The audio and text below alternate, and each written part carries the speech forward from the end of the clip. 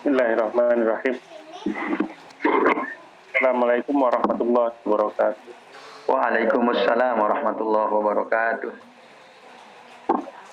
Innal hamdalillah nahmaduhu wa nasta'inuhu wa nastaghfiruh wa na'udzu billahi min syururi anfusina wa min sayyiati a'malina may yahdihillahu fala mudilla lahu wa may yudlilhu fala hadiyalah. Asyhadu an la ilaha illallah wahdahu la syarika lah wa asyhadu anna Muhammadan abduhu wa rasuluh. Allahumma shalli wa sallim ala nabiyyina Muhammad wa ala alihi wa ashabihi wa man tabi'ahum bi ihsan ila yaumiddin, amma ba'd. Pak, malam ini kita akan melanjutkan kajian Syarhus Sunnah yang akan diampu oleh Ustadzuna Ustadz Ahmad Hasanuddin Umar yang melanjutkan bab yang telah disampaikan kemarin, mungkin tentang ketaatan kepada pemerintah muslim ini, Ustaz. Ya, sekarang kita akan sudah betul. Selanjutnya kami persilahkan kepada Ustaz Ahmad Hasanuddin Umar.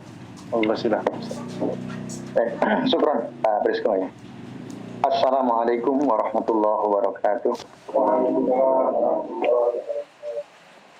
Innal hamdalillah nahmaduhu wa nasta'inuhu wa nastaghfiruh wa na'udzu billahi min shururi anfusina wa min sayyiati a'malina may yahdihillahu fala mudilla lahu wa may yudlilhu fala hadiyalah. Asyhadu an la ilaha illallah wahdahu la syarikalah wa asyhadu anna Muhammadan abduhu wa rasuluh.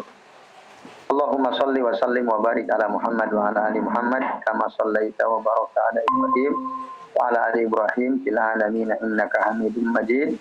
Rabbi shrah li sadri wa yassir li 'uqdatam min lisani yafqahu qawli. Amma ba'du. Bapak-bapak dan ikhwas sekalian, rahimani wa rahimakumullah. Semoga kita semua yang hadir di majelis ini senantiasa dirahmati Allah Subhanahu wa taala. Amin ya Allah ya rabbal alamin. Alhamdulillah pada malam hari ini kita bisa berkumpul atas izin Allah di majelis ini untuk melanjutkan ngaji kitab Syarhus Sunnah karya Al-Imam Al-Muzanni Asy-Syafi'i rahimahullah. Dan kita akan membahas insyaallah pada malam ini membahas tentang ketaatan kepada pemerintah muslim. Ketaatan kepada pemerintah muslim. Ada kata muslim ini muqayyad ya. Nah, dan silakan dibuka halaman 26. Dikatakan oleh penulis kitab ini yaitu Al-Imam Al-Muzanni, qala al-musannif rahimahullah, wa ta'atu li ulil amri fi makana indallahi azza wa jalla mardiyan. Jadi, dan bersikap taat kepada ulil amri atau pemerintah dalam hal yang diridhoi oleh Allah azza wa jalla, wajtinabu makana indallahi muskhita, dan meninggalkan ketaatan kepada pemimpin, kepada mereka pada hal-hal yang dimurkai oleh Allah Subhanahu wa taala. Nah, ini akidah Ahlussunnah wal Jamaah. Jadi taat kepada pemimpin, pemerintah dalam perkara yang diridhoi oleh Allah.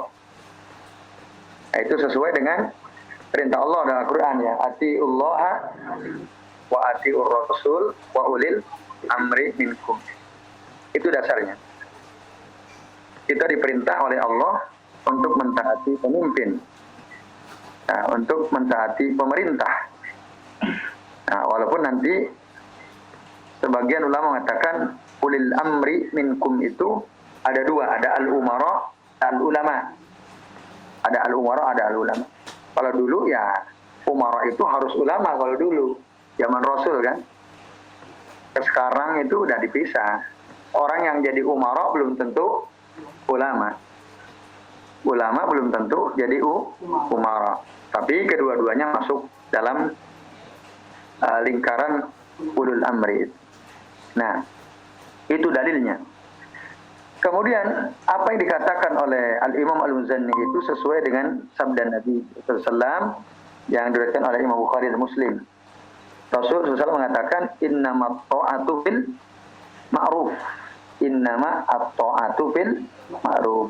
Pokoknya ketaatan kepada pemimpin itu, kepada pemerintah itu hanyalah dalam perkara yang ma'ruf, yang baik.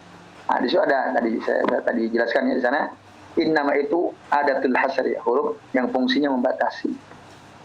Nah, sesungguhnya ketaatan itu hanyalah kita lakukan dalam perkara yang ma'ruf, yang diridhoi oleh Allah Subhanahu wa taala. Ya, dalam istilahnya Imam Al-Muzanni adalah kana indallahi azza wa jalla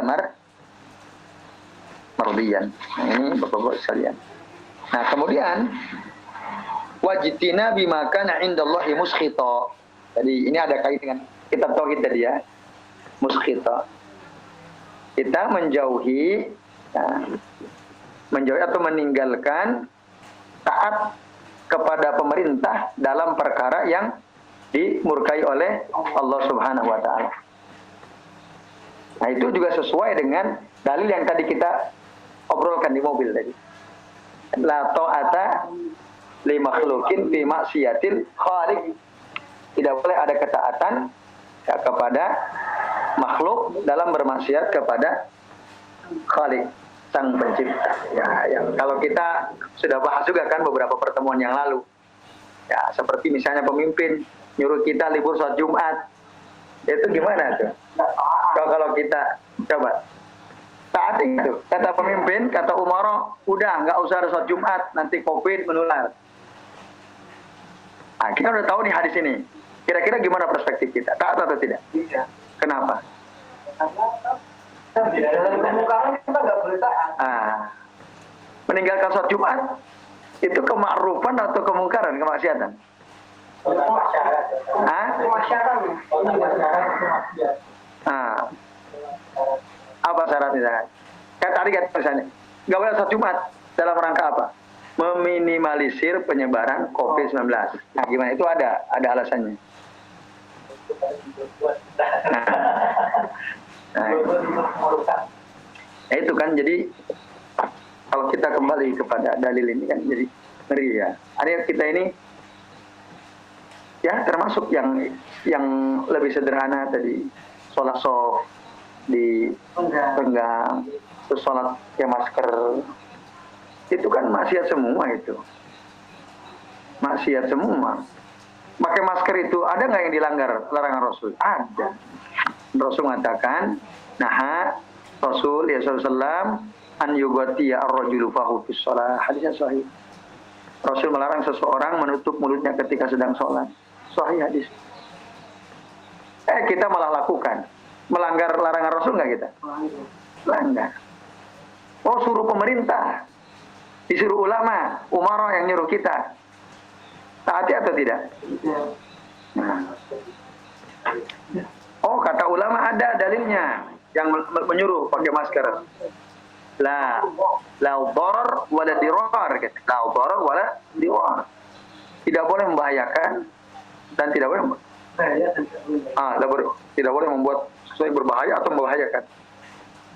Atau tidak boleh memulai melakukan hal-hal yang membahayakan atau membalas orang lain yang membahayakan. Nah, itu sering ada seorang ustadz tuh, ada videonya, dia menjelaskan, ada seorang jamaah tanya, bagaimana itu ustadz nutup pakai masker, renggangkan sok? Ya benar, itu saati. Kenapa? Mana dalilnya? Ya itu la darar wala dirar kata beliau. Dan hampir seluruh umara di sini, ulama umara ustadz ya, yang menganjurkan untuk renggang, untuk tutup mulut pakai masker, semua dalilnya itu, semua dalilnya la darar wala dirar. Nah, seakan-akan kita nggak bisa membantah sebenarnya hadis la darar wala dirar itu hadis umum. Hadis umum itu tidak bisa mengalahkan hadis khusus. Hadis tadi yang naha Rasulullah SAW an yughatiya ar-rajulu fahu fis shalah itu hadis khusus. Nggak bisa dikalahkan oleh hadis umum.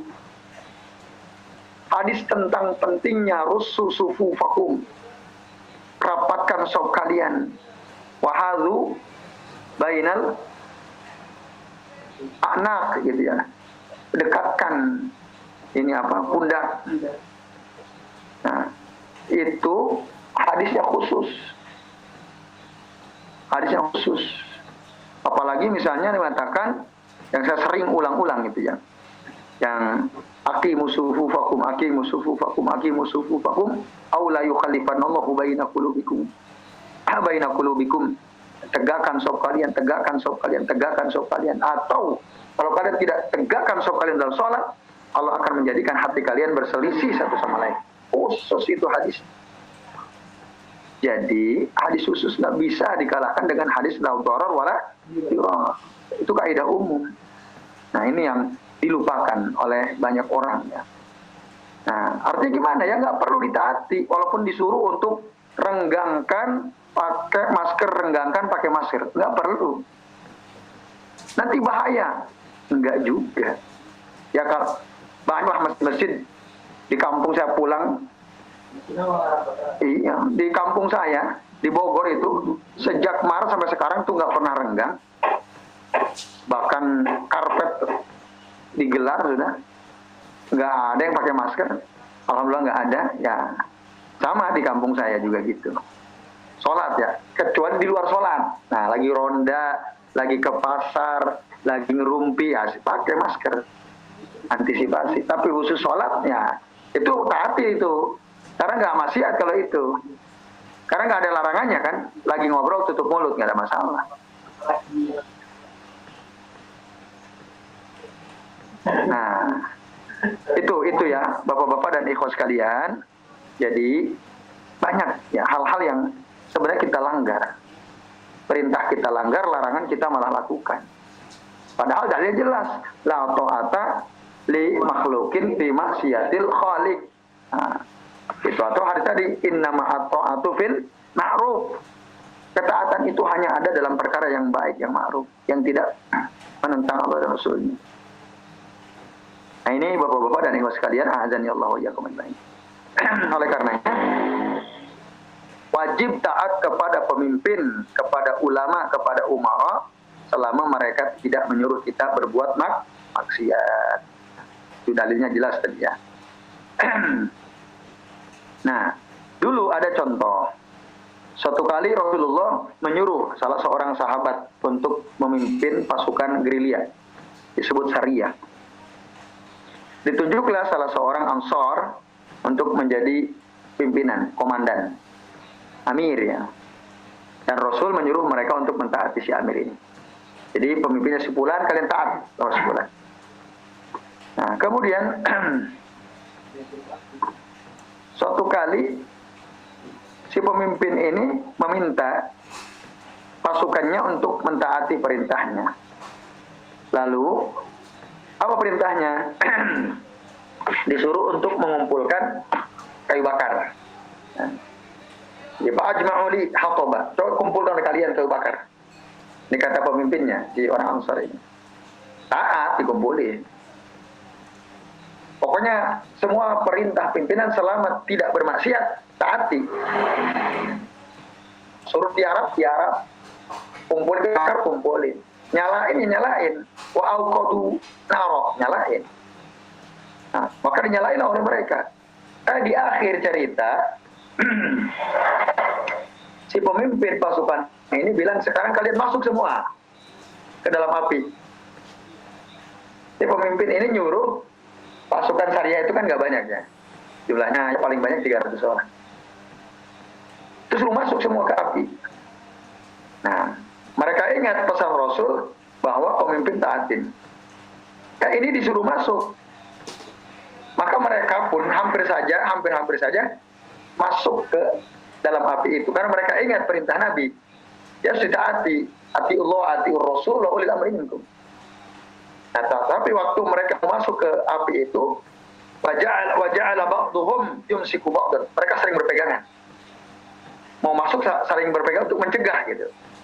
Mereka ragu-ragu, ini masuk enggak kita nih? Akhirnya fararna ilan nabi sallallahu minan nar. Kami pun lari menuju Nabi dari api tersebut. Nah, sampai akhirnya api itu semakin mengecil dan kemarahan si komandan perang ini juga semakin berkurang. Nah, sampailah kepada Nabi. Lalu kata Nabi, mereka cerita. Nabi bilang apa? Lau dakhaluha ma kharaju minha ila yaumil qiyamah. Seandainya mereka itu yang disuruh masuk ke api, maka niscaya mereka nggak akan bisa keluar sampai hari kiamat. Kenapa? Ya mati pasti. Suruh masuk ke api ya mati. Nah, atau bil ma'ruf kata Rasul. Beliau bilang ketaatan itu hanya boleh dalam kebaikan. Nah, suruh mau, masa suruh di masuk ke api mau? Ya enggak. Bahkan ada pemimpin ngaco, ya, seorang mursyid, ya, seorang ulama, ketika melihat ada jamaah, ya, pengikutnya isinya cantik, diminta sama gurunya, sama mursyidnya, istrimu buatku, kamu ceraikan istrimu. Nah, kalau menurut orang sufi ya taat, karena kita itu di hadapan guru kita bagaikan seorang mayit yang sedang dimandikan oleh orang. Jadi dibolak-balik ya kita harus manut. Begitu sikap kepada guru. Ini gulu namanya. Masa isi kita diminta kita kasih juga? Tapi menurut orang sufi ya ditaatin. Karena itu ulul amri. Nah ini ngaco, batil. Nah, padahal ada teman saya memahami seperti itu. Jadi umara, ulul amri itu kan ulama sama umara. Ulama itu termasuk mursyid, termasuk guru-guru kita. Kalau guru kita minta istri kita ya harus kita kasih. Ngaco itu. Nah, ini berbahaya sekali ya. Nah, ya, lan tanalul birra hatta tunfiqu mimma tuhibbun kan gitu. Kamu tidak akan mendapatkan kebaikan sehingga kamu menginfakkan sesuatu yang kamu sukai kan. Nah, ini kan ngaco, batil kayak gitu itu. Nah, ini ya, Bapak-bapak dan Ibu sekalian. Nah, itu namanya kemaksiatan. Tidak boleh ditaati. Itu ya, Bapak-bapak dan Ibu serta ikhwas sekalian, azanillahu wa iyyakum. Nah, tapi selama tidak ya dalam rangka bermaksiat kepada Allah, kita taati meskipun dia orang fasik pemimpin itu, zalim. Dulu ada seorang pemimpin zalim, Al-Hajjaj bin Yusuf. Ini zalim sekali orang ini. Ya, Muslim. Dia Bani Umayyah setelah siapa? Putranya Sufyan bin Muawiyah bin Abi Sufyan. Terus Yazid bin Muawiyah. Setelah Yazid ada Al-Hajjaj bin Yusuf. Ini zalim sekali orang ini. Otoriter. Ya. Dia itu dikatakan dari Hisam bin Hassan, qal ahawma qatala al-Hajjaj sabran fa balagha mi'ata alfin wa isina alfa qatil. Beliau ini membunuh orang dari kalangan kaum muslimin yang dibunuh sampai 120 orang. Asik betul. Pokoknya menentang tangkap bunuh, menentang tangkap bunuh, menentang tangkap bunuh. Sampai 120 korban.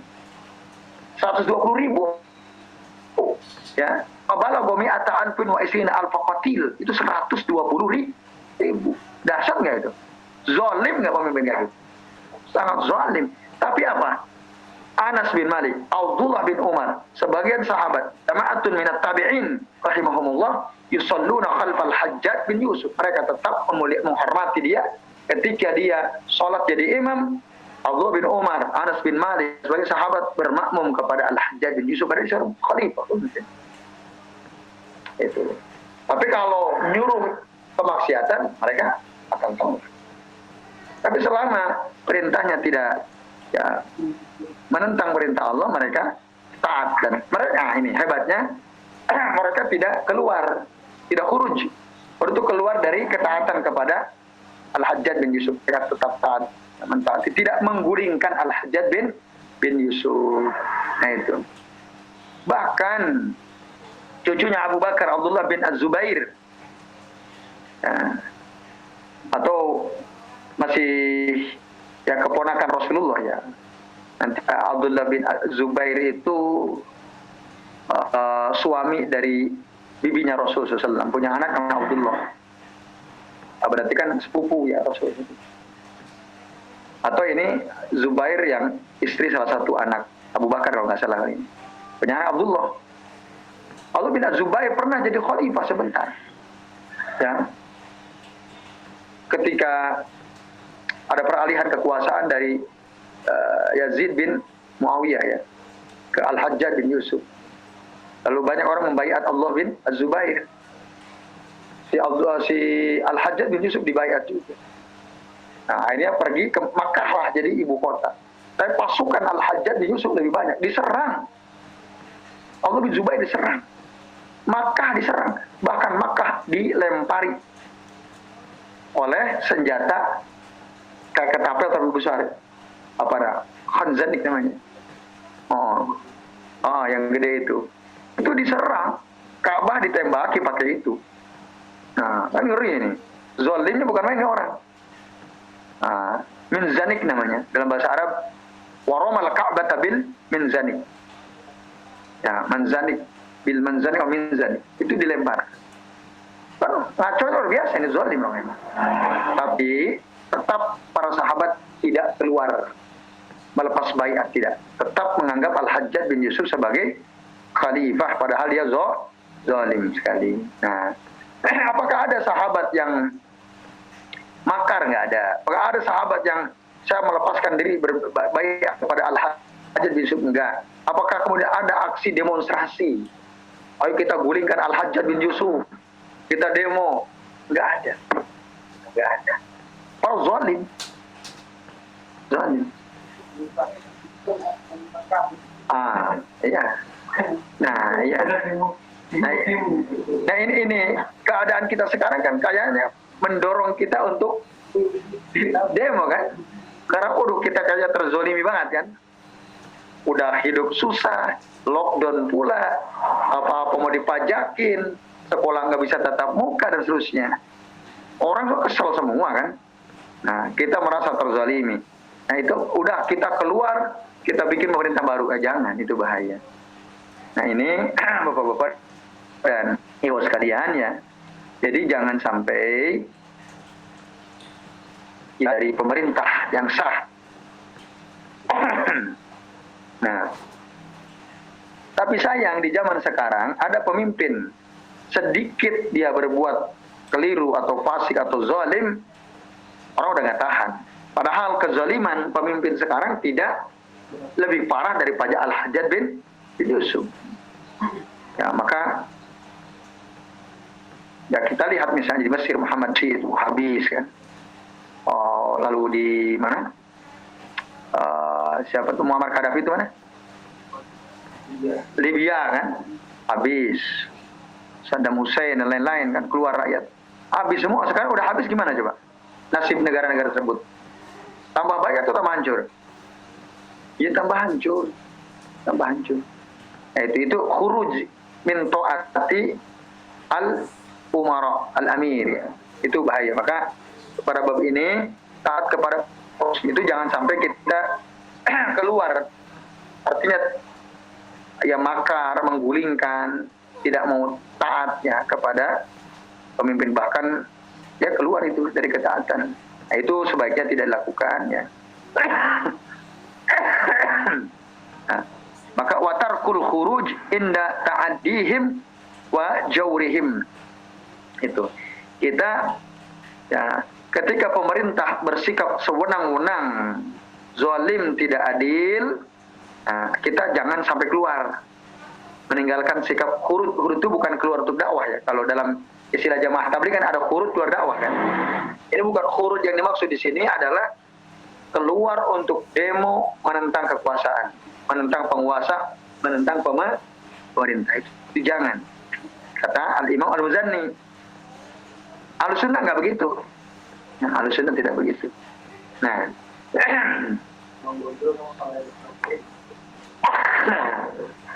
nanti ini ya. Jadi saya katakan dalilnya banyak sekali bahwa kita itu dilarang keluar dari taat kepada pemimpin meskipun dia zalim. Rasul mengatakan khiyaru a'immatikumul ladzina tuhibbunahum wa yuhibbunakum. Pemimpin terbaik di antara kalian adalah orang-orang yang kalian mencintai mereka dan mereka pun mencintai kalian. Itu sebaik-baik pemimpin yang dicintai rakyatnya dan mencintai rakyatnya. Itu Rasul mengatakan khiyar a'immatikum alladzina tuhibbunahum ya wa yuhibbunakum. Itu enak banget tuh punya pemimpin, kita cinta, dia cinta sama kita kan.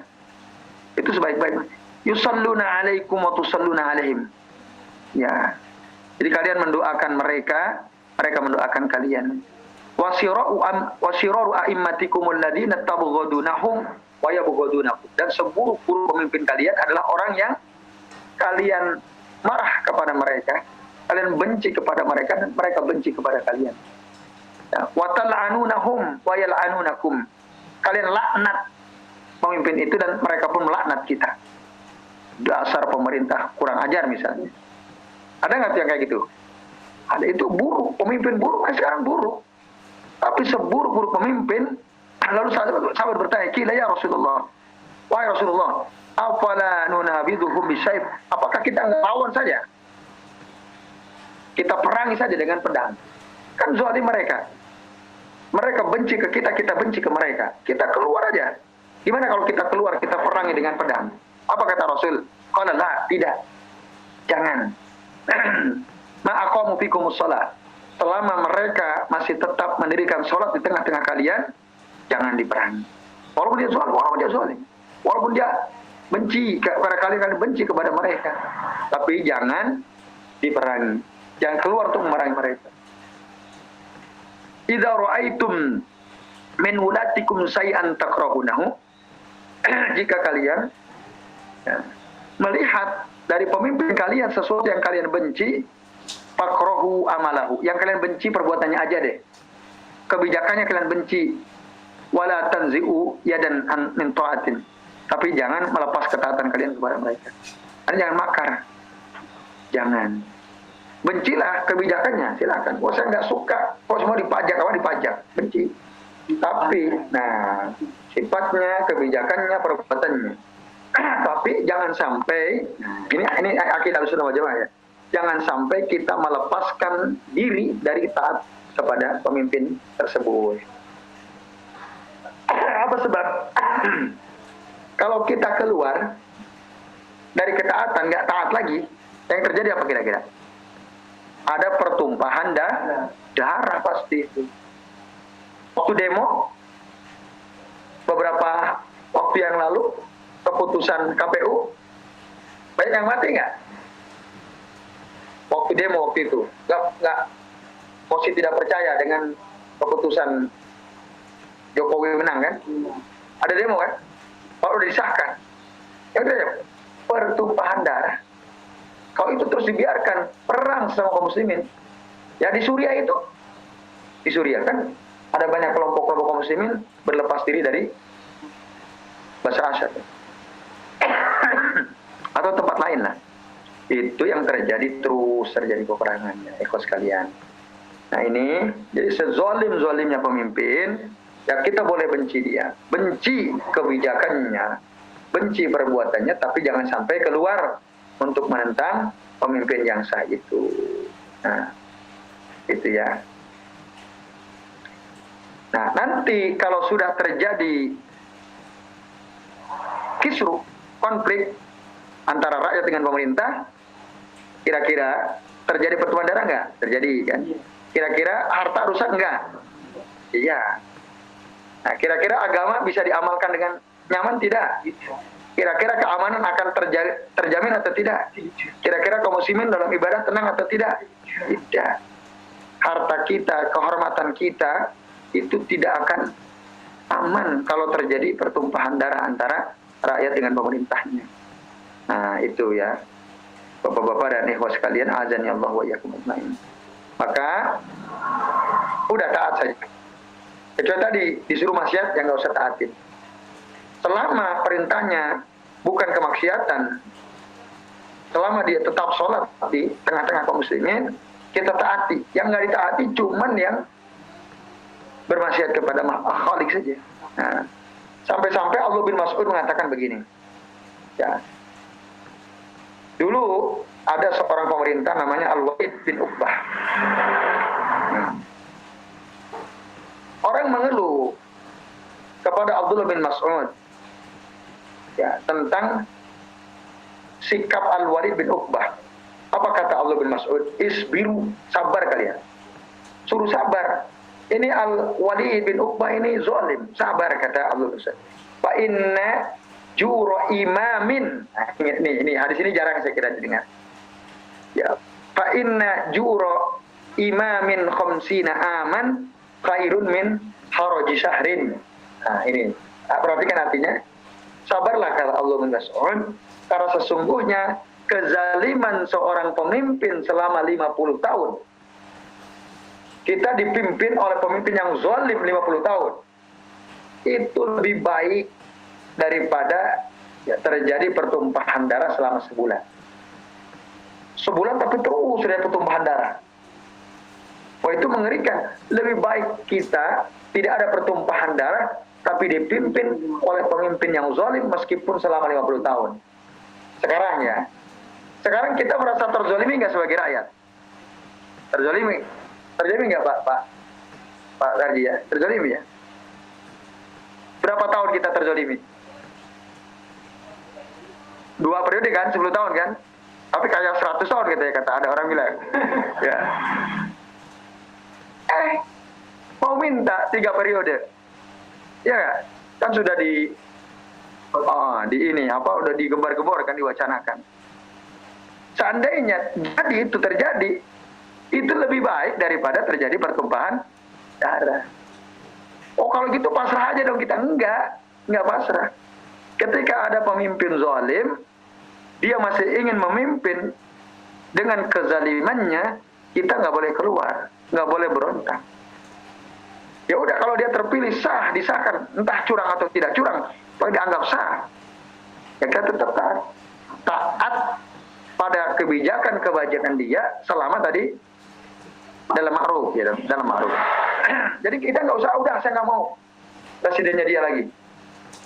Udah kita keluar, kita demo, kita gulingkan seterusnya. Nah, itu Ahlussunnah wal Jamaah tidak seperti itu sikapnya. Karena apa? Tadi Ahlussunnah wal Jamaah selalu mendahulukan keselamatan kaum muslimin, menghindari sebisa mungkin pertumpahan darah terjadi. Maka tadi hadisnya dari Abu Daud itu ya, dikeluarkan juga Imam At-Tirmidzi dan Imam An-Nasai, bahwa tadi ya, kita dipimpin, disahihkan oleh Syalbani. Saya ulangi, hadis ini penting, hadis ini. Apa kata Nabi tadi? Isbiru. Ya, ini hadis Rawahu At-Tabrani. Juga oleh Al-Iraqi dengan sanad la ba'sa bihi. Ya. Dan dikatakan juga ada dalam Sahih Bukhari ya. Jadi bersabarlah kalian. Fa inna jura imamin khamsina aman khairun min haraji syahrin. Sesungguhnya kezaliman pemerintah selama 50 tahun itu lebih baik daripada pertumpahan darah yang terjadi dalam 1 bulan. Nah ini, makanya Anas bin Malik pernah mengatakan ketika orang mengeluh, Anas, ini gimana sih Al-Hajjaj bin Yusuf As-Saqaf ini zalim betul nih orang. Pemimpin kita zalim betul. Kata Anas apa? Isbiru, sabar. Fa innahu la ya'ti 'alaikum zamanun illa allazi ba'dahu syarrun minhu. Sesungguhnya tidaklah datang kepada kalian suatu zaman kecuali zaman yang datang setelahnya itu pasti lebih buruk daripada sebelumnya. Hatta talqaw rabbakum, sampai turun min nabiyikum sallallahu alaihi wasallam. Sampai kalian ketemu dengan Allah Tuhan kalian, dan aku mendengar ini dari Nabi sallallahu alaihi wasallam. Nah, ini sekaliannya. Nah, ini hadis riwayat Bukhari. Oh, kalau gitu berarti kita pasrah aja? Enggak pasrah. Ya, kita enggak pasrah. Kan kadang orang-orang yang ikut ulama salaf itu enggak peduli terhadap politik, enggak peduli terhadap nasib kaum muslimin. Taat aja maunya sama perintah. Nah, ini dasarnya. Jadi, ya kita benci boleh, tapi bukan pada orangnya, pada kebijakannya. Benci boleh. Rasul tidak melarang kebencian kita, tapi tetap kita nggak boleh keluar. Tetap kita harus ngakui bahwa dia pemerintah kita. Nah, caranya apa? Gimana? Ya sabar. Yang pertama sabar. Yang pertama sabar. Yang kedua apa? Wa taubati ilallahi azza wa jalla. Nah ini berat nih. Sabar satu ya. Kalau ditanya kita, ketika kamu dipimpin oleh pemimpin yang zalim, apa yang akan kamu lakukan sesuai dengan manhaj Ahlussunnah? Jawabannya apa? Sabar. Sabar. Dalilnya tadi jelas. Sabar. Bukan demo keluar dari ketaatan, bukan, sabar. Yang kedua apa? Taubat. Wa taubati ilallahi azza wa jalla. Ini kata Al-Imam Al-Muzanni. Tak sabar ya, tadi tidak keluar, taubat kepada Allah. Logikanya gimana? Oh, kita suruh taubat. Gitu kan? Nah, Bapak sekalian, karena ketika kita dipimpin oleh pemimpin zalim, pemimpin yang zalim, tidaklah itu mungkin terjadi kecuali karena Allah izinkan. Betul tidak? Kita dipimpin pemimpin zalim, terjadi enggak kalau Allah tidak mengizinkan? Enggak akan terjadi. Berarti apa yang terjadi sekarang Allah izinkan terjadi atau tidak? Iya. Ini semua adalah atas izin Allah. Iya. Nah, kenapa kok Allah, ya Allah kok kami diberi pemimpin yang zalim? Ya supaya kita taubat, karena kita ini udah keliru, melenceng. Makanya di dalam Al-Quran surah Al-An'am ayat 129, catat nih, Al-An'am ayat 129. Ini dalilnya. Kenapa kita harus taubat ketika dipimpin pemimpin zalim? Al-An'am ayat 129. Catat tuh bos kalian.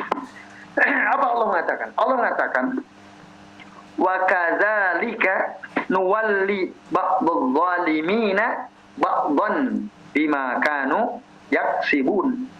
Demikianlah kami kuasakan kepada sebagian orang-orang yang zalim, sebagian yang lain yang zalim juga disebabkan dengan apa yang mereka lakukan. Jadi Allah izinkan penguasa kita zalim itu disebabkan karena kezaliman kita sendiri. Maka Al-Imam Al-Muzanni mengatakan taubati ilallahi azza wa jalla. Taubat kita. Taubat kepada Allah, yaitu perbaiki diri kita, perbaiki keluarga kita, perbaiki orang-orang yang ada sekitar kita, kita dakwahi supaya mereka kembali pada Quran Sunnah. Nah maka menyampaikan, kita ayo kembali pada Quran, kita kembali ke Sunnah. Taubat kita, jangan zalim. Ya. Maka ketika kita mendakwahkan, udahlah sholat nggak usah renggang-renggang. Ayolah kita taubat, kita rapatkan. Nggak usah tutup mulut waktu sholat. Turunkan saja maskernya, habis sholat silahkan pakai lagi. Nah ini bagian daripada memperbaiki diri.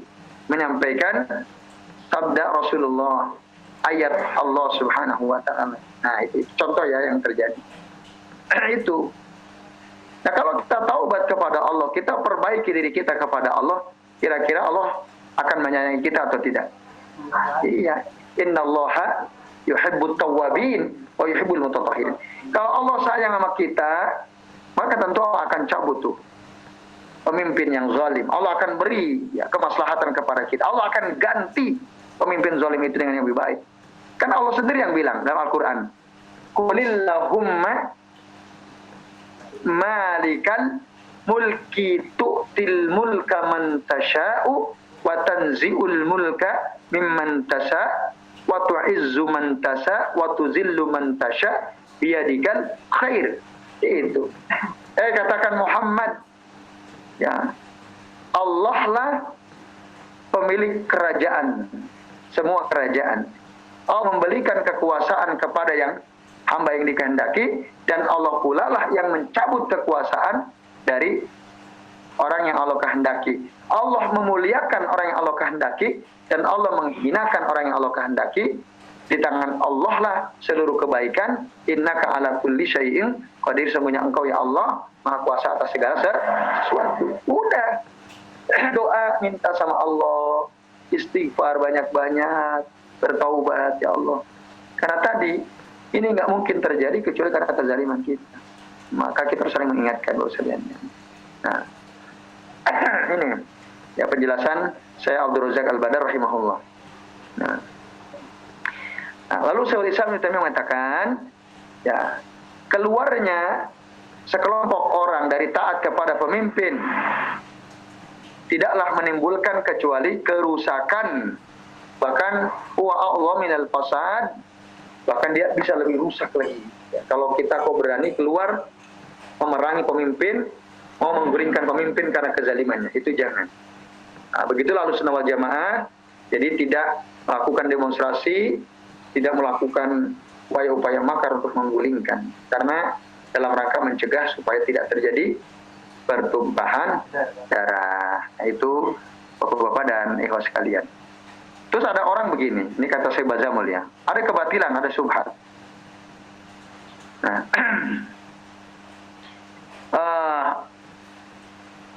bukankah di dalam hadis dari Nabi ada hadis yang mengatakan inna min a'zamil jihad ya kalimata adlin inda sultanin jair, kan? Sesungguhnya jihad yang paling agung itu adalah menyampaikan kalimat keadilan atau kalimat al-haq di hadapan pemimpin yang zalim. Nah, jadi kami keluar untuk berdemonstrasi tidaklah kami inginkan kecuali keutamaan. Ya, untuk menyampaikan kalimat yang hak supaya pemimpin berbuat adil. Ada nggak orang bilang begitu? Ada ya. Jadi kita demo ini untuk menyampaikan aspirasi dari masyarakat supaya pemimpin bersikap adil. Nah, demo damai, lalu menyampaikan kritikan-kritikan kepada pemimpin di demo tersebut. Kata Syekh Bazamul, ya, kan Rasul bilang kalimatu adlin atau kalimatu hakin. Pertanyaannya, ketika kalian demo keluar, apakah kalian menyampaikan yang hak? Apakah kalian betul-betul menyampaikan kalimat yang adil? Itu satu. Nah, terus apakah yang kalian lakukan itu ada dalilnya? Ya. Yang kalian sampaikan itu ada dalilnya enggak dari Quran atau Sunnah? Nah, tentu jawabannya tidak ada. Jawabannya tidak ada. Maka ketika mereka berdalil, ya, inna a'dhamal jihadi kalimatu haqqin au adlin inda sultanin jair, lalu mereka mengartikan ya demonstrasi, menyampaikan aspirasi dan seterusnya, itu ya sama dengan kalimatu haqqin urida bihal batil. Betul, hadis itu betul, tapi digunakan sebagai dasar dalil untuk melakukan satu perbuatan yang salah. Maka Ali bin Abi Thalib katakan kalimatu haqqin urida biha batil. Orang berdalil dengan dalil itu, dia melakukan demonstrasi, dia melakukan menyampaikan kritik ya supaya pemerintah adil, supaya pemerintah benar gitu ya. Tapi dengan cara beramai-ramai keluar. Nah, itu enggak benar gitu. Nah, itu namanya kalimatu haqqin urida biha batil. Ya, kata Syekh Bazamul ya, beliau mengutip riwayat dari Ali bin Abi Thalib. Lalu beliau bilang lagi, kedua, ketika kamu mengatakan kalimat inda sultanin zair, apa betul kamu menyampaikan kalimat yang benar, kalimat keadilan di hadapan pemimpin yang zalim? Kalau dia bilang na'am, iya. Nah, lalu ditanya lagi, iya, saya menyampaikan kebenaran, kalimat keadilan di masjid, di depan orang banyak. Lalu kata Syekh Bazamul, qulna lahu la, tidak. Tidak. Itu enggak benar, kalian salah. Kan tadi Rasul bilang, ya, inna min a'zamil jihad kalimata adlin atau hakim inda sultanin jair. Kata inda itu harus digarisbawahi. Kalau kalian mau mengkritik kebijakan pemimpin, kalian menyampaikan kalimat hak, kalimat yang adil, sampaikanlah di hadapannya. langsung, bukan di masjid-masjid, bukan di mimbar-mimbar, jalan-jalan, bukan. Nah, itu kata Syekh Bazamul ya. Nah, kamu harus datang, pegang tangannya, sampaikan kepadanya kalimat yang hak itu. Bukan disampaikan di depan orang banyak, di masjid-masjid, di mimbar-mimbar, bukan. Karena itu akan memprovokasi orang-orang untuk tidak taat kepada pemimpin. Bahkan mungkin akan memprovokasi orang untuk melakukan kudeta, penggulingan susnya. Dan itu berbahaya. Enggak begitu. Kata-kata inda sultanin zair itu, ya kamu harus datang, dekati di hadapannya, pegang tangannya, sampaikanlah kebaikan kepadanya, sampaikanlah aspirasi masyarakat kepadanya, bahwa apa yang dia lakukan itu menyimpang dari keadilan. Nah, itu kata Syekh Bazamul ya. Nah, jadi kata indah itu ya dijelaskan juga oleh Nabi dalam hadis yang lain. Nah, ini yang Ahlus Sunnah wal Jamaah itu kan selalu kembali kepada dalil. Kenapa kok gitu? Karena ada dalilnya. Kata Nabi apa? Man arada an yansuha li sultanin bi amrin, barang siapa yang ingin menasihati pemimpin dengan satu perkara, fala yubdilahu alaniyatan, maka jangan dinampakkan di ruang-ruang terbuka. Serta terbuka juga boleh. Jangan dinampakkan di ruang terbuka, boleh mempermalukan. Kata ini Nabi yang ngomong, dan ini hadisnya riwayat Imam Ahmad. Ya, Imam Ahmad. Dan disahihkan oleh Syekh Al-Albani. Fala yubu alaniyatan, walakin akan tetapi apa kata Nabi? Liyakhud biyadihi, pegang ambil tangannya, fayahlu bih, lalu berkhalwat dengannya, berduaan saja dengannya, empat mata. Fa in qabila minhu fadzalik, kalau dia terima aspirasi yang kau sampaikan, nasihat yang kau sampaikan terima, maka itu yang kita inginkan. Sesuai dengan keinginan terjadi. Tapi wa illa, kalau dia nggak terima, karena qad adalladhi alaihi lahu, kamu sudah menunaikan kewajiban yang harus kamu lakukan kepadanya. Kita udah datangi dia, minta waktu 4 mata, kita nasihati, udah nasihati, nggak menggubris, ya sudah, kita udah melakukan kewajiban. Yang penting jangan ruang terbuka, kita jelek-jelekan. Nah, itu Ahlus Sunnah wal Jamaah tidak seperti itu. Ya, tidak seperti itu. Nah, ini ya dalilnya tadi saya sudah sampaikan berdasarkan hadis. Yang punya kitab syarah ini Al-Idhah, antum bisa buka di halaman 92 ya. 92. Itu ya, dalilnya disebutkan oleh Syekh Bazamul. Nah, ini terus sekalian, azani Allah wa iyyakum ajmain ya. Itu satu. Terus ada subhat kedua. Subhat kedua. Bukankah dulu ada contoh sahabat Abu Sa'id Al-Khudri mengkritik pemerintah ya, yang kala itu melakukan kekeliruan ya. Dia ketika khutbah Idul Fitri, khutbah dulu baru sholat, naik mimbar sebelum sholat, dilihat oleh Abu Sa'id. Nah, maka Abu Sa'id menarik tangan ya si pemimpin tersebut, orang tersebut, agar jangan khutbah dulu tapi sholat dulu. Nah, itu kan di depan publik katanya. Ingkar mungkarnya kan depan publik tuh, ya kan? Nah, itu dasarnya katanya. Nah, dibantah oleh Syekh Bazamul. Hadis ini ya, yang Abu Sa'id Al-Khudri menarik tangan khalifah waktu itu, yang gubernur yang mau jadi menyampaikan khutbah Idul Fitri, nah, itu kan di depan publik kata mereka. Nah, jawabannya ya bisa jadi Abu Sa'id belum tahu tentang hukum ini, bahwa kita nggak boleh menyampaikan kritik ya meskipun benar kepada pemerintah secara terbuka. Nah, bisa jadi Abu Sa'id Al-Khudri belum tahu dalilnya, bisa jadi. Nah, itu ya. Kemudian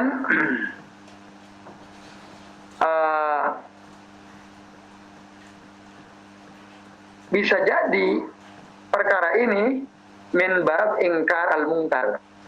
ina zuhuri ya. Dalam rangka mengingkari kemungkaran ketika dia nampak kelihatan. Nah itu jadi Abu Sa'id Al-Khudri itu mengamalkan ya beberapa dalil diamalkan. Man ra'a minkum munkaron falyughayyirhu bi yadihi. Nah itu. Nah ini ya terus sekalian. Terus subhat berikutnya terakhir. Nah ini kan bab amar ma'ruf nahi mungkar ya. Amar ma'ruf nahi mungkar. Kita ketika mengkritik pemimpin di ruang publik itu amar ma'ruf nahi mungkar. Nah, kata Syekh Bazamul, "Hadi subhah tatra'u fi uquli ba'din nas." Ini perkara subhat, ini perkara samar yang masuk ke otak sebagian manusia. Nah, kalau dia tahu ilmu tentang prinsip-prinsip amar ma'ruf nahi mungkar, maka dia tahu ada kekhususan dalam berinteraksi dengan pemimpin atau pemerintah. Hatta tiba bil amri bil ma'ruf wa nahyanil munkar. Sampai bab amar ma'ruf nahi munkar. Jadi ketika kita akan beramar ma'ruf nahi munkar, kita harus pertimbangkan ya, apakah dengan amar ma'ruf nahi munkar yang kita lakukan akan menimbulkan kemungkaran yang besar atau tidak? Jika ternyata amar ma'ruf nahi munkar yang kita lakukan menimbulkan kemungkaran yang lebih besar, itu jangan.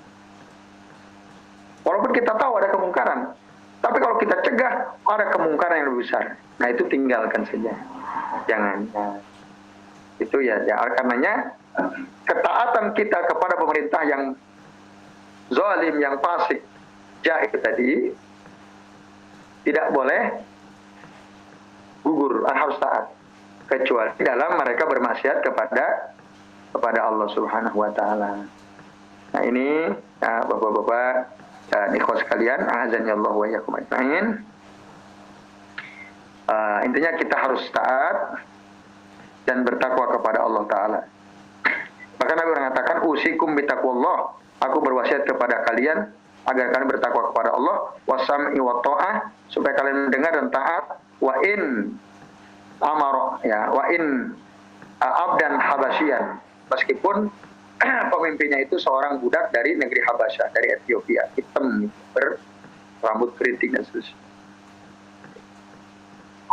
Dan ada hadis berbunyi gini,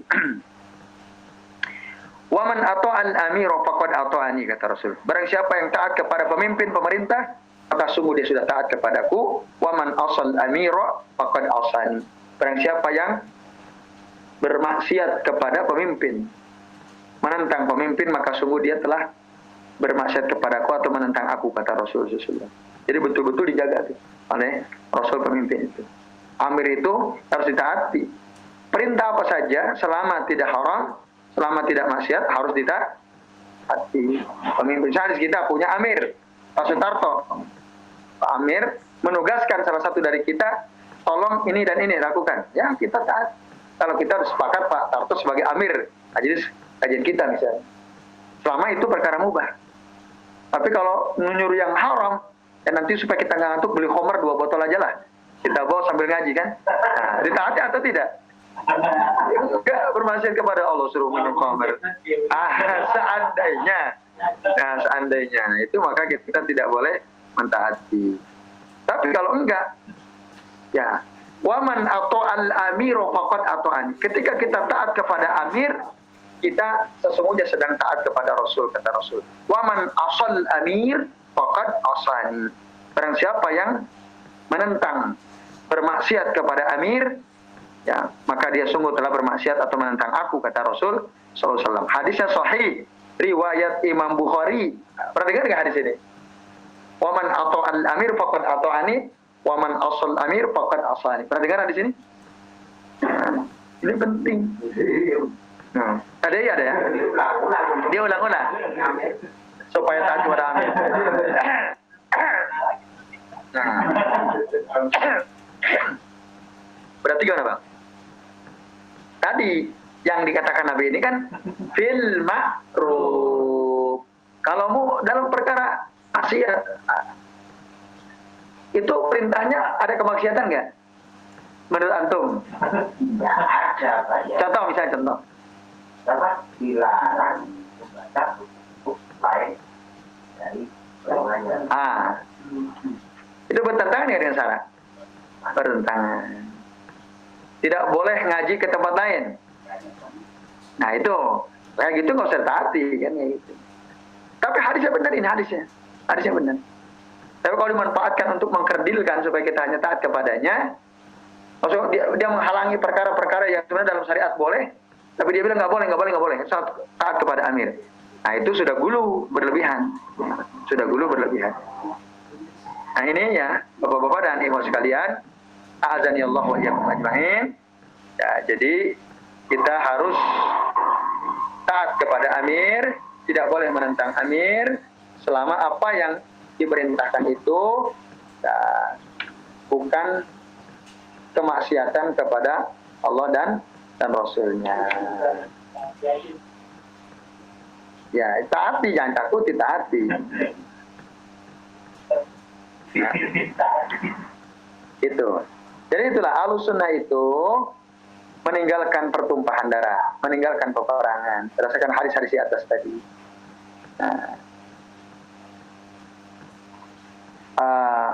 Wa amma luzumu ta'atihim wa in jaru fali annahu yatarattabu ala khuruj min ta'atihim minal mafasid ada afun ma yasulu min jurihim wal bisabri ala zurihim takbiru sayyi'at. Jadi kita terus taat kepada mereka meskipun mereka berbuat zalim. Ya.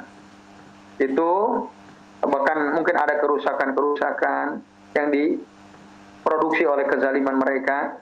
Ya, kita tetap harus sabar terhadap kezaliman mereka, dan kesabaran kita terhadap kezaliman mereka itu akan takfiru sayyi'at mudha'afatul ujur, akan akan menghapuskan dosa-dosa dan akan melipat gandakan pahala. Nah, lalu kata Syekh Abdul Razak Al-Badar, fa innallaha ta'ala ma sallatahum alaina illa li fasadi a'malina. Sesungguhnya Allah Ta'ala nggak mungkin ya memberikan kekuasaan kepada orang zalim, tidak mungkin menguasakan orang zalim terhadap kita kecuali karena kerusakan amal-amal kita. Jadi kita ini sudah banyak amalnya yang rusak. Wal jazaa'u min jinsil amal. Jadi balasan yang kita dapatkan itu sesuai dengan amalan kita. Oleh karenanya ya, kita harus bersungguh-sungguh bertaubat kepada Allah, banyak-banyak istighfar, banyak bertaubat, memperbaiki amal kita. Kalau kita ingin pemimpin kita ini bukan orang yang zalim, maka tinggalkanlah kezaliman. Itu kata Syekh Abdul Razak Al-Badar rahimahullah.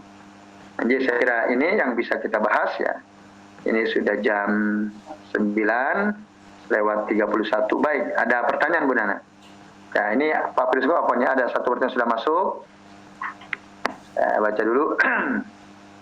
Assalamualaikum. Waalaikumsalam warahmatullahi wabarakatuh. Ustaz mau tanya ya. Satu, katanya kalau kita diam atas kepemimpinan yang zalim, kita tidak mengingatkannya, kita dianggap sebagai setan bisu. Itu benar tidak ya Ustaz? Nah, baik, terima kasih Bu. Jadi kalau ada pemimpin zalim memang kita tidak boleh diam. Betul. Ya, betul. Kalau kita diam terhadap kezaliman pemimpin yang memimpin kita, betul. Berarti kan kita mengiyakan kezalimannya. Kita harus ingatkan. Pemimpin zalim harus diingatkan. Tapi gimana cara mengingatkannya? Datangi, tadi kan gitu. 4 mata. Bukan berkuar-kuar di jalanan, di mimbar-mimbar di atas masjid. Nah, itu saya kadang-kadang melanggar juga itu ya. Saya pribadi karena saking keselnya gitu ya. Nastagfirullahaladzim ya. Kita mohon ampun kepada Allah Subhanahu wa taala. Maka itu udah keluar dari akidah Ahlussunnah wal Jamaah. Nah, semoga kita sering mengingatkan lah. Ketika kita mengkritik di depan publik, istighfar gitu ya. Jangan sampai karena nggak begitu caranya. Nah, itu. Jadi betul Bu Nana, bahwa kita jangan diam. Harus melakukan sesuatu. Apa? Datangi. Pertanyaannya, mampu nggak kita datangi? Ayo, itu kan jawab pertanyaannya kan? Kalau nggak mampu gimana? Ya minimal kita, ya kalau Ustaz Abu Bakar Bashir tulis surat tulis surat. Saya punya buku beliau, tulisan surat-surat beliau kepada pemerintah. Itu ya. Itu. Jadi emang kita nggak boleh diam. Tulis surat. Tapi jangan surat terbuka, jangan. Surat langsung tunjukkan kepada beliau. Itu. Kalau kita nggak mampu datang. Sebagai bentuk apa? Kepedulian kita. Kalau kita mengingatkan jangan sampai penyembah itu zalim kepada kita. Ya itu Bu Dana. Betul tadi ya. Kalau kita diam saja berarti kita setuju. Maka kita nggak boleh setuju. Tapi tadi tidak di ruang terbuka. Kalau satu kali Bu Nana mendengar saya mengkritik pemimpin, ingatkan saya, ya, suruh saya istighfar ya. Nah, karena tadi kita diperintahkan oleh Rasul untuk datangi langsung. Indah Sultanin Zair, di depan Sultan Zair, bukan di depan publik. Jadi itu Bu Nana, nomor satu. Nomor dua, dengan kepemimpinan yang sekarang umat Islam banyak terzolimi. Jawabannya ya atau tidak? Ya. Lalu apa ya? Lalu apa yang sebaiknya kita lakukan? Apakah hanya bersabar? Tadi apakah hanya bersabar? Coba tadi apa solusinya? Sabar, tobat, berdoa, ingatkan. Tadi ingatkan. Ya kan? Ingatkan. Datangi kalau nggak mampu lewat surat. Tapi bukan surat terbuka. Jadi keliru kalau hanya sabar saja, tidak. Lalu kalau kita melihat ada kemungkaran yang dilakukan pemimpin kita, apa yang harus kita lakukan? Bukankah kita harus amar ma'ruf nahi munkar? Betul. Ketika pemimpin melakukan kemungkaran, kita ingatkan. Cara ingatkan gimana? Tidak di ruang publik itu. Kadang memang kita sering keceplosan, saya juga sering keceplosan. Di kajian Al-Mulad sekarang jelaskan, kita boleh menjelaskan. Saya kan mau kantor kalau kata model bisnis kan kita saya punya jualan saja bisa akan jualan kebaikan untuk bumi. Dan itu kita bahas juga di sini dulu kan, di majelis sini kan, tentang apa yang kata kalau Fudail bin Iyad rahimahullah. Nah itu. Jadi kalau tidak dikatakan pegang tangannya lalu bicara empat mata, sepertinya untuk saat ini tidak mungkin. Betul atau tidak? Tidak mungkin, betul Bu Nan. Tidak mungkin. Tapi ada nggak cara lain? Ada cara lain? Kita punya wakil rakyat. Ya, kita bisa lewat wakil rakyat. Oh, wakil rakyatnya jolim juga. Ya. Koalisi juga. Nggak bisa kita harapkan. Ya tadi, kalau kita nggak mungkin empat mata, kita surati. Gitu, Bu Nana. Tapi intinya, saya sendiri sering keceplosan, gitu kan, sering keceplosan karena sakit, aduh kok zalim banget gitu. Enak kalau kamu ingetin kan gak enak. Saya juga pernah membaca zaman Rasulullah itu kalau aku menjadi zalim itu berarti. Iya, gitu. Jadi intinya apa ukuran kita punya kapasitas atau tidak?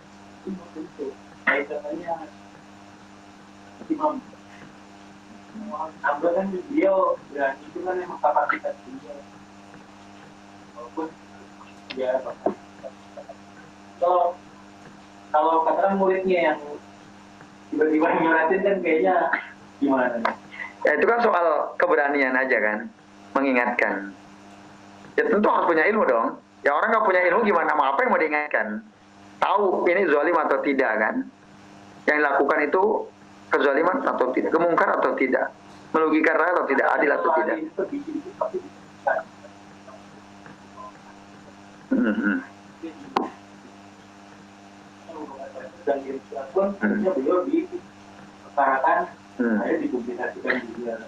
Apa yang dipublikasikan? Dipublikasikan bahwa beliau menentang pemerintah.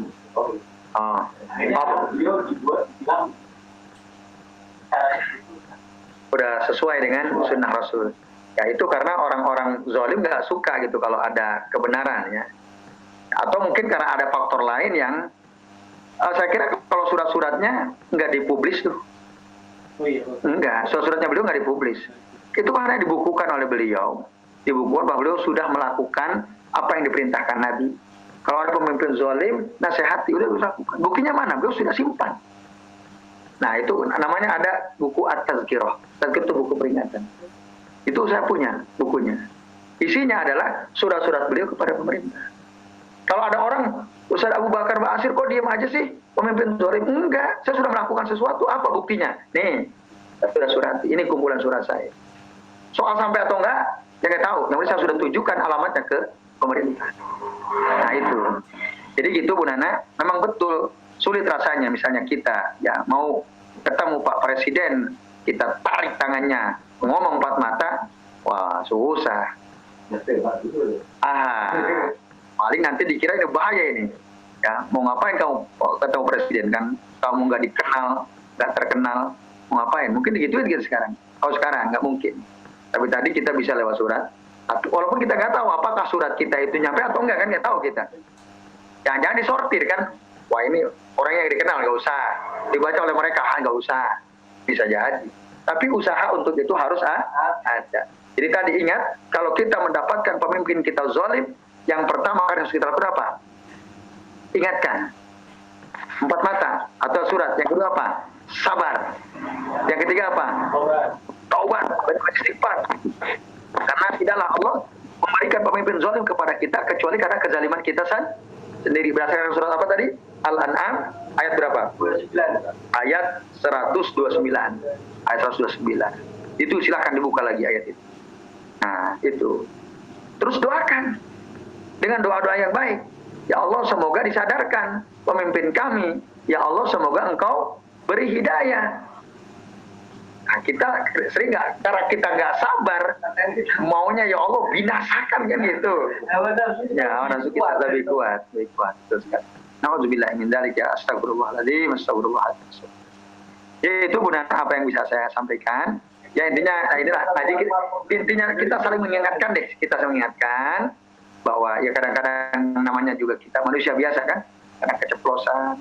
Setelah kita ngaji bab ini, ke depan berharap Allah kita minimalisir. Udah Allah bisa memberikan hidayah kepada kita tidak menghujat di depan publik ya, kita tidak ya menyampaikan aspirasi mengkritik kebijakan pemerintah di depan publik, tapi nasihati secara tertutup, ya secara tertutup. Ya itu wallahu taala alam bisawab. Ya itu Bu Nana. Allahu a'lam bishawab. Monggo Pak Prisko. Apa Ustaz? Tanya. Pak Prisko dulu ya. Setelah Pak Prisko, Mas Robi yang mau tanya. Ya silakan. Dulu kan ketika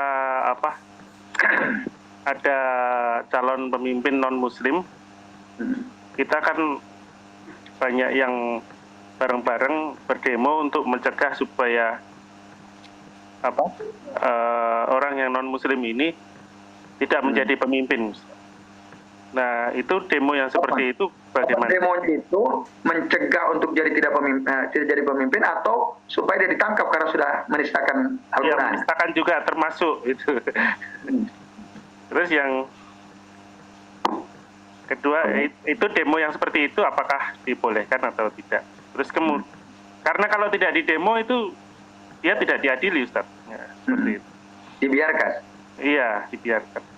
Terus yang kedua, seperti sekarang kita ketahui, orang-orang yang di lingkungan presiden ya Ustaz, itu kan orang-orang yang memang menutup presiden supaya tidak bisa berinteraksi ke luar Ustaz. Jadi mungkin kemungkinan besar seperti surat atau tidak sampai kepada presiden.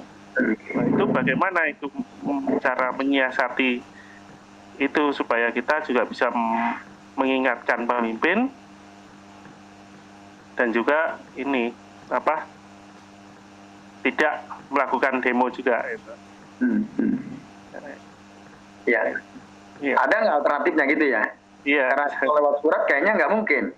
Ya, kemungkinan kecil. Karena orang-orang di lingkungan itu, lingkungan presiden itu semuanya kan kebanyakan mereka itu kaki tangan orang-orang yang memang supaya pemimpin itu merasa dia benar terus gitu. Jadi dia dibayar oleh orang dari luar supaya presiden itu tidak bisa berinteraksi kepada rakyatnya gitu. Langsungnya tidak tahu keluhan-keluhan masyarakat gitu ya. Iya. Oke, terima kasih, syukran Pak Prisko ya. Antum sekalian, Mas Robi. Oh iya, jadi kaitan dengan kalau datang juga dia mengatakan, kalau kita diam itu kan inilah model politik modern. Kok bisa ya modern dengan beberapa kelompok tadi. Oke, baik. Nah, tentu yang bisa jawab yang menuduh kan. Kenapa antum bilang murjiah modern? Apa argumentasi antum? Nah, saya nggak tahu tuh kalau itu. Karena saya harus tahu alasan mereka. Karena saya bukan bagian dari mereka, jadi saya nggak ngerti. Kenapa kok disebut murjiah modern, orang diam saja kan? Allah alam, saya nggak tahu kalau itu. Pasalnya kalau mungkin dia mau ke bawah aja. Ya. Karena dia mau pasang. Kalau dari tadi solusi akan tercapai gitu. Nggak, kita harus kembali ke pengertian apa itu murjiah kan? Jadi kan artinya dia mau, ya, yang lebih mendominasikan adalah ya kita nggak perlu usaha, yang penting terpaksa aja. Kan dari kata roja berharap ya. Irja. Jadi murjiah itu adalah kelompok orang yang penting kita beriman, hati kita beriman walaupun tidak beramal, dia masuk surga. Itu murjiah itu. Nah, jadi amalan itu gak penting, yang penting itu adalah keimanan dalam hati. Nah, soal dia melakukan perbuatan buruk, perbuatan zolim, itu tetap dia dianggap orang beriman, tidak berpengaruh pada keimanannya. Itu murjiah. Ahlussunnah kan enggak, ya orang yang tidak beramal ngaku iman tapi nggak beramal ya nggak dianggap beriman, nggak sempurna, nggak termohon. Karena iman itu syaratnya kan 3, at-takriru bil lisan, al-yakinu bil qalbi, wal a'malu bil arkan kan gitu.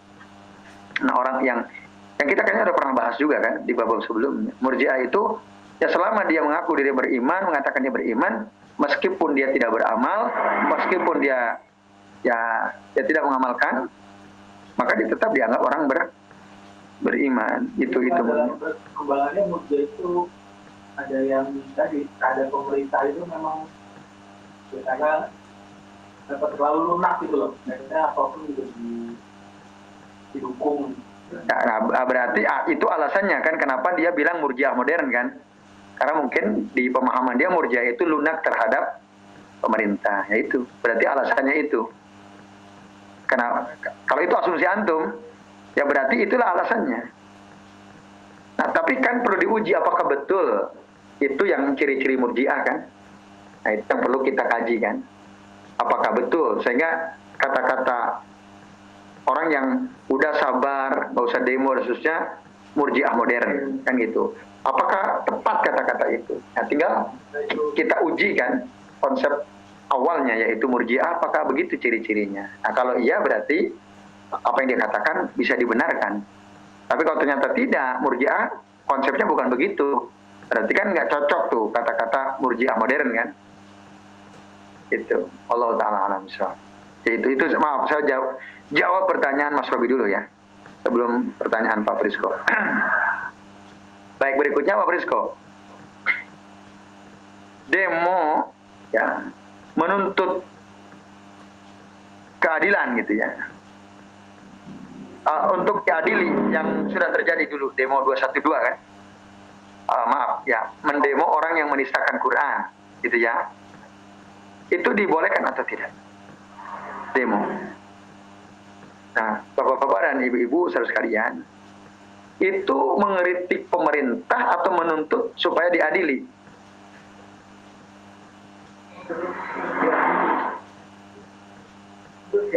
Menuntut supaya diadili ya.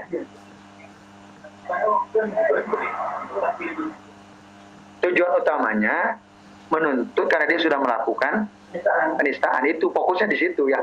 Soal yang lain itu pengembangan politik ya.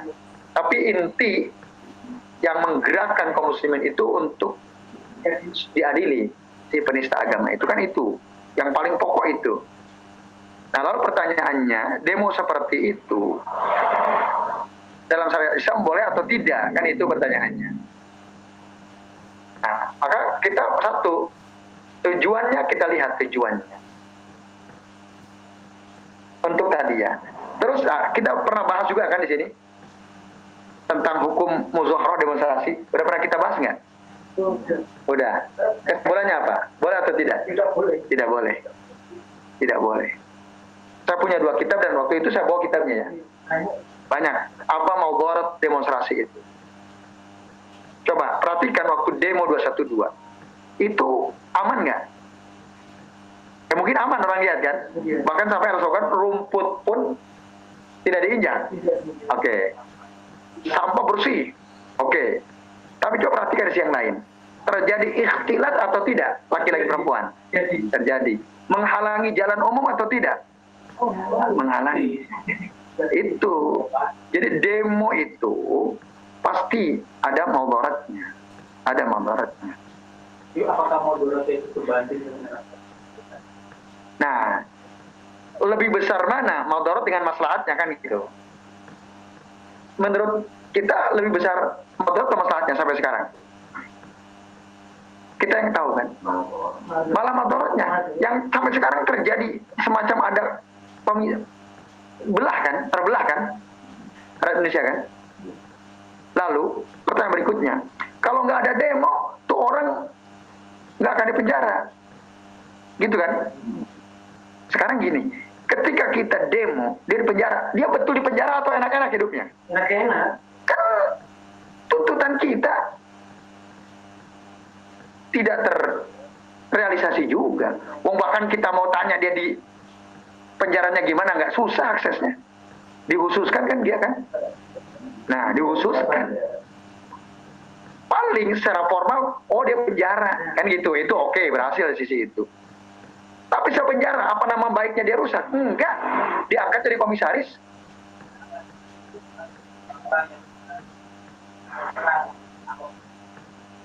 Ya. Dianggap kualat.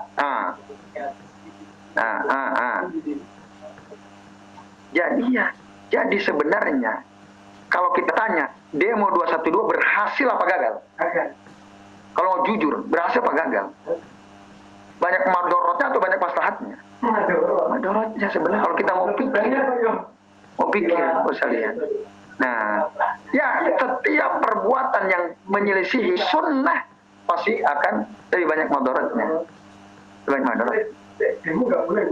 Nah, itu Allah Ta'ala alam bisawab ya. Jadi sebenarnya kita gagal itu, ditipu kita. Nah, jadi kan harusnya kalau menurut undang-undang orang pernah di penjara kan mau apa-apa harus SKCK kan, surat keterangan catatan apa krim kepolisian kan. Ini udah di penjara dikasih komisaris, bahkan gajinya besar. Katanya dia sering ngomong dikasih ATM limitnya 30 miliar, dia sendiri yang ngaku. Mewah hidupnya. Jadi kalau tujuan kita supaya dia nggak jadi pemimpin, nggak berhasil kita. Dan itu semakin membuat kita merasa kesel kan. Itu. Nah itu Pak Frisko ya. Nah itu. Kenapa? Karena kita zalim menyelisih sunnah. Dan tadi apa tadi ayatnya 129 surah Al-An'am ya, Allah mengatakan apa? Wa kadzalika nuwalli ba'dadh zalimina ba'dhan bima kanu yaksibun. Itu ingat garis bawahi ayat itu. Demikianlah kami kuasakan sebagian dari mereka yang zalim kepada ya wa kadzalika nuwalli ba'dadh zalimin ba'dhan ya. Kami kuasakan orang zalim kepada sebagian yang lain. Bima kanu yaksibun disebabkan karena perbuatan mereka sendiri. Nah itu. Sekarang ya kita betul-betul merasa terzalimi. Udah gini mau 3 periode misalnya. Ada gerakan ke arah sana. Capek kita. Kok masih begini-begini saja? Jangan-jangan kita kurang istighfar. Betul nggak? Jangan-jangan kita kurang berdoa minta sama Allah. Jangan-jangan kita nggak taubat. Jangan-jangan kita terus berbuat zalim. Jangan-jangan kita selalu menyelisih sunnah. Nah, itu maka kita evaluasi ya. Tapi intinya kalau ada kezaliman, kemungkaran kita nggak boleh diam. Lakukan tadi, ingatkan lewat jalur yang kita mampu. Sabar, taubat, istighfar, doakan. 5 lah setidak-tidaknya. Itu yang pertama Pak Rizwan. Yang kedua, menutup akses Ya, kemungkinan besar begitu. Disortir nanti, wah, Haryo dari Sleman, sopo iki, wis ora dikenal, wis sergagas suratnya opo, pas dibaca, wallah sok nasihati wis bakar wae. Mungkin gitu kan? Surat kita nggak akan digubris, disortir. Apalagi tadi ya, sudah antum katakan, kayaknya pemerintah ditutup akses untuk mengetahui keluhan rakyat. Nah, tapi setidak-tidaknya kita sudah berusaha mengingkari kemungkaran yang mampu kita lakukan. Dan soal kita berhasil atau tidak, kita bukan urusan kita. Urusan kita itu bagaimana caranya kita berusaha melakukan apa yang diperintahkan oleh Allah dan Rasul-Nya. Nah, tadi kan dalam hadis kan dikatakan tadi kalau kita sudah berusaha nasihati wa in qabila minhu fadzalik wa illa kana qad adda allazi alaihi lahu. Jadi kalau kita sudah berusaha nasihati lewat empat mata, lewat surat, diterima nasihat kita, ya itu kita harapkan. Tapi kalau enggak diterima, disortir, baru-baru dibaca, dibakar surat kita, yang penting kita sudah berusaha menjalankan apa yang diperintahkan untuk menasihati pemimpin yang zalim gitu. Coba tanya di masing-masing. Ada nggak di antara kita yang hadir malam ini yang pernah bikin surat kita alamatkan ke pemerintah? Ada? Enggak ada. Kan enggak ada. Berarti kita belum menjalankan perintah Nabi. Itu Pak Brisko. Allah Ta'ala bisa. Itu jawabannya. Berarti jangan demo ya Pak Ustaz? Iya, kalau saya sendiri tidak tapi pernah. rame-rame bikin surat Ustaz. Ya, tapi ya tertutup, nggak usah terbuka, nggak usah surat terbuka. Ya. Iya. Ngajak yang lain bikin surat. Nah, kita tadi misalnya ada Pak Jokowi datang ke pemerintah, datang ke Sleman ya. Kita hadir pas beliau nyalami, kasih Pak ini ada surat dari kami. Nah itu intinya sunnah untuk mengingatkan itu udah kita jalanin belum? Itu aja kan? Coba, udah belum kan? Belum kan? Saya sendiri belum. Kita kadang-kadang seringnya menghujat sana sini, ya kan? Mengingatkannya belum. Itu masalah, itu kezaliman kita. Makanya terus kita dipimpin oleh pemimpin yang zalim. Nah itu. Satu lagi Ustaz, ini ya. Seandainya kita sadar ya dengan ini, ketaatan kepada pemimpin ini, insya Allah kita sekarang udah tahu ilmunya. Nah tapi rakyat Indonesia itu kan macam-macam ya Ustaz. Ya. Tidak semuanya tahu ini. Dan mungkin yang tahu pun tidak mau ikut dengan. Belum tentu mau menjalankan. Iya. Nah itu bagaimana itu? Oke, baik, betul. Rakyat itu banyak yang nggak tahu. Maka tugas kita yang tahu menyampaikan kepada mereka. Caranya gimana? Lewat majelis ilmu seperti ini. Oh, lewat majelis ilmu seperti ini paling yang dengar berapa orang? Sedikit, nggak apa-apa. Jangan dilihat sedikit banyaknya. Yang penting lakukan dulu sunnahnya, kan gitu. Oh, kita nggak merasa puas sedikit. Ya, nasihat yang kita bahas hari ini, kita tulis, kita share ke grup-grup di WhatsApp. Bahwa ketika kita punya pemimpin zalim, yang harus kita lakukan adalah sesuai sunnah Nabi. Ini. Nggak boleh ini, nggak boleh ini, boleh ini. Supaya apa? Sampai ke orang-orang, orang tahu. Bahwa kita nggak boleh demo, kita nggak boleh mengkritik di depan publik. Kita dibully, ya nggak apa-apa. Ya, biasa. Nah itu.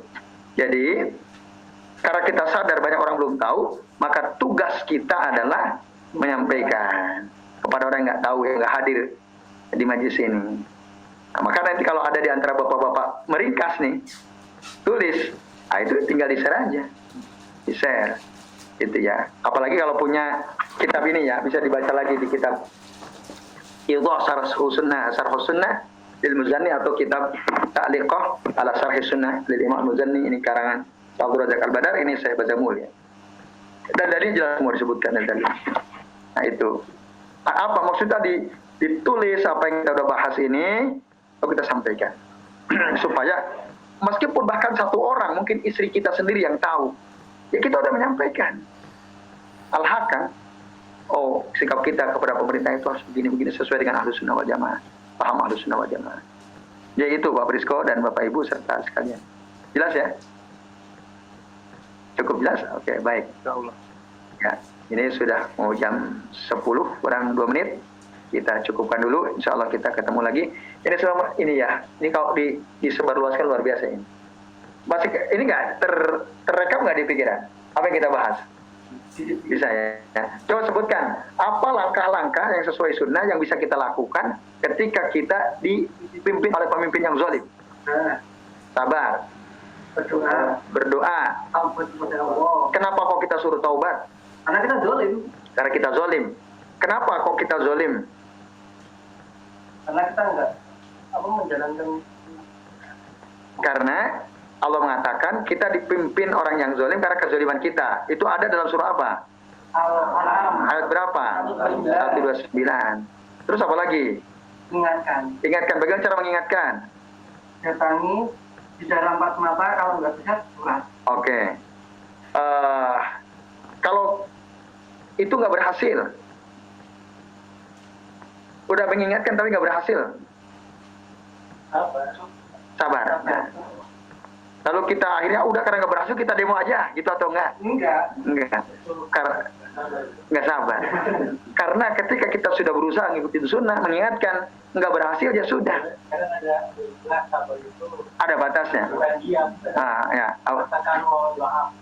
Ya betul. Ya sabar bukan diam, betul sekali. Ya. Nah, ya. Itu jangan sampai kita berontak ya kita. Pokoknya. Nah terus kapan kita boleh taati pemimpin yang zalim? Dalam hal ma'ruf. Kapan kita boleh tidak taat kepada pemimpin?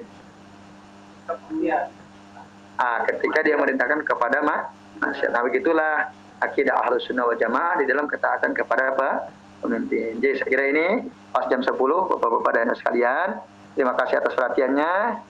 Saya mohon maaf apabila saya sampaikan ada kesalahan. Sebelum saya kembalikan ke Pak Presto selaku pembawa acara, saya akhiri wassalamualaikum